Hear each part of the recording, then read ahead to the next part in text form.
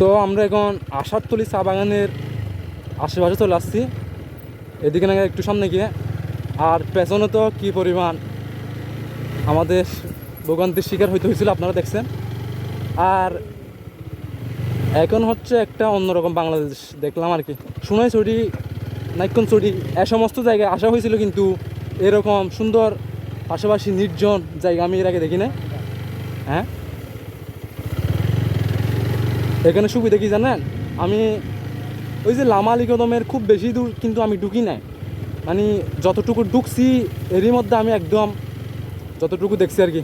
মানে সব হচ্ছে উপজাতি, মানে কথা অনেকে হচ্ছে বাংলা কথা বুঝে না, চট্টগ্রামের কথা বুঝে না, অনেক সমস্যা। কিন্তু এখানে দেখতেছি সবাই কক্সবাজারেরই পাশাপাশি হচ্ছে ওদের চেহারা, কথাবার্তা সব কিছু হচ্ছে আমাদের ওই যে রামু পাশাপাশি দি উপজেলার মানুষের সাথে হুবহু কিন্তু মিলে যাচ্ছে।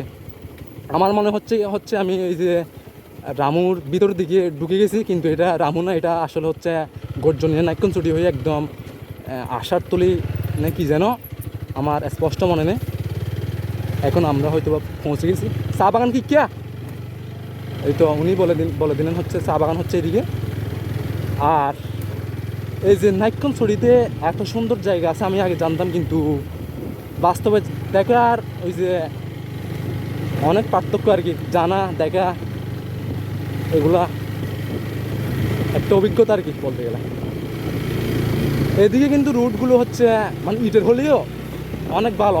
ওই যে একদম রামু থেকে যখন নাইক্ষ্যংছড়ি ওই যে মেন শহরের দিকে ঢুকি, তখন হচ্ছে রাস্তাগুলো হচ্ছে একদম পিচঢালা হলে কী হবে, একদম বলতে গেলে তালি দেওয়া। এগুলোর থেকে হচ্ছে মাটি দেওয়া, পাশাপাশি এই যে ইটের রাস্তাগুলো কিন্তু অনেক ভালো। এই যে দেখেন কীরকম একটা মানে মারাত্মক ভিউ। আপনাদের মনে হচ্ছে আমরা এখনও নাইক্ষ্যংছড়ির এইদিকে আশেপাশে আছে, কিন্তু আমরা এখন যে জায়গায় আছি এই জায়গা থেকে মায়ানমারের সীমান্ত মনে হয় 6 কিলোমিটার।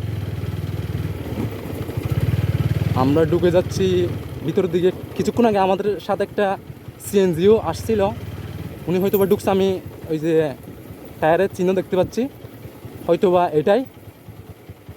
আর দেখতেছি হ্যাঁ এটাই চা বাগান। টিকিট লো নাকি, টিকিট লো। ও, এখানে নাকি টিকিট টিকিট নেওয়া হয় না। আর আমি জানতাম হচ্ছে কক্সবাজার থেকে সবচেয়ে একদম কাছে যেটা আছে চা বাগান, ওইটা হচ্ছে ওই যে বেলগাঁও পুকুরিয়া চা বাগান, যেটা হচ্ছে কক্সবাজার থেকে মোটামুটি 90 কিলোমিটার প্লাস। আর এটা হচ্ছে নাইক্ষ্যংছড়িতে। কক্সবাজার থেকে কত হবে মোটামুটি, এই তো 25 থেকে হয়তো বা সর্বোচ্চ 30 কিলো। এই তো খুব সুন্দর একটা চা বাগান। কিছুক্ষণ আগে বৃষ্টি হয়েছিল, আর এখন হচ্ছে হালকা রোদ, একটা অন্যরকম ভিউ পাওয়া যাচ্ছে আর কি। আমরা আজকে আপনাদের বিস্তারিত দেখাবো। অবশেষে পৌঁছে গেলাম সে আশারতলি চা বাগানে। এটা হচ্ছে অবস্থিত হচ্ছে নাইক্ষ্যংছড়িতে। নাইক্ষ্যংছড়ি গর্জনিয়া যাওয়ার সময় হচ্ছে একটা 4 রাস্তার মোড় পড়বে, সেখান থেকে হচ্ছে ডানে চলে আসবেন একদম সোজা।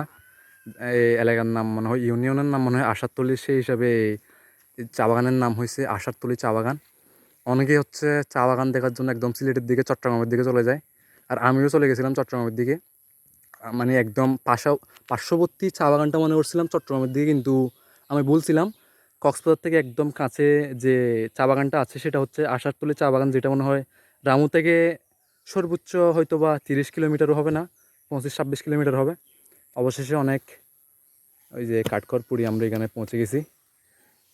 মানে এরকম যে রাস্তার অবস্থা এরকম হবে আমরা প্রথমে বুঝতে পারি না, কারণ রাস্তা অনেক ভালো ছিল ওইদিকে। তো আমরা এখন ভিতরে ঢুকবো। তো অবশেষে একটানা কয়েক ঘন্টা বাইক রাইড করার পর আমরা পৌঁছে গেছি আশারতলি চা বাগানে। চা বাগানে ঢুকতে কোনো রকম ফি কিংবা টিকিট কাটতে হয় না এখানে। আপনারা যখন মন চায় ঢুকতে পারবেন আর ঢুকে ছবি তুলতে পারবেন। আর এই চা বাগানটা আমি যতটুকু মানে তথ্য পাইছি, এটা মনে হয় 2006-এর দিকে নাকি এটা সর্বপ্রথম 25 একর দিয়ে প্রথম চা বাগান মানে পরীক্ষামূলক কোন কোম্পানি একটা জানি মানে চালু করছিল। এরপর বর্তমানে এর আয়তন নাকি বেড়ে দাঁড়িয়েছে 70 একরে। এটা একদম সীমান্তবর্তী হওয়ার কারণে এখানে অনেকটাই ঝুঁকি আছে বলতে গেলে। এখান থেকে বর্তমানে যে জায়গায় দাঁড়িয়ে আছে এখান থেকে সীমান্তের দূরত্ব মাত্র 600 মিটার। এই চা বাগানের ওই প্রান্তে একটা মানে রাস্তা আছে, রাস্তার ওই প্রান্তে মানে একদম দেখা যায় মায়ানমারের সীমান্ত। এই চা বাগানটা খুব বেশি বড় না হলেও আমাদের সময় স্বল্পতার কারণে আমাদের চলে যেতে হচ্ছে। আর আপনারা যদি এই চা বাগানে আসতে চান তাহলে নাইক্ষ্যংছড়ি এসে খুব সহজে যে কারো থেকে জিজ্ঞেস করলে দেখিয়ে দেবে আশারতলী চা বাগান। আর এটা সীমান্তবর্তী হলেও এখানে পাশে কিন্তু বিজিবি ক্যাম্প আছে, তাই তেমন কোনো সমস্যা হবে না। আর এই আশারতলী চা বাগানটা একদম নাইক্ষ্যংছড়ি একদম সীমান্তের পাশে। আর যদি বিজিবির অনুমতি পান তাহলে সীমান্ত সড়কটা ঘুরে দেখে যেতে পারবেন। আর এই হচ্ছে ব্যাপার। আর যদি আপনারা এই যে আশারতলী চা বাগান না গিয়ে আশেপাশে অন্য কোনো মানে চা বাগান খুঁজেন তাহলে আপনাদের চলে যেতে হবে মনে হয় পুকুরিয়া চা বাগান, যেটা অবস্থিত হচ্ছে ওই যে চট্টগ্রামের আনোয়ারাতে। চাই চাই তুলো যাক আর জোকে ধরে বা যে তুমি আরে মুরাদ আসছে তুমি মনে হয় যে জোক শুধু গেত থাকে জোকে ধরছিলাম হামাক্কা আরে ন ধরে।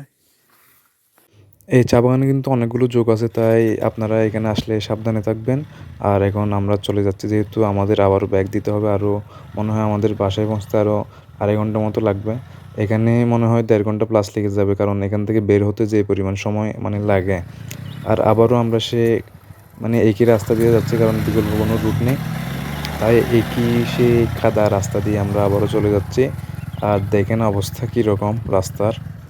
আর এই তো ব্যাপার। আর আমরা এখন একদম রওনা দিয়ে দিব আমাদের বাসার উদ্দেশ্যে।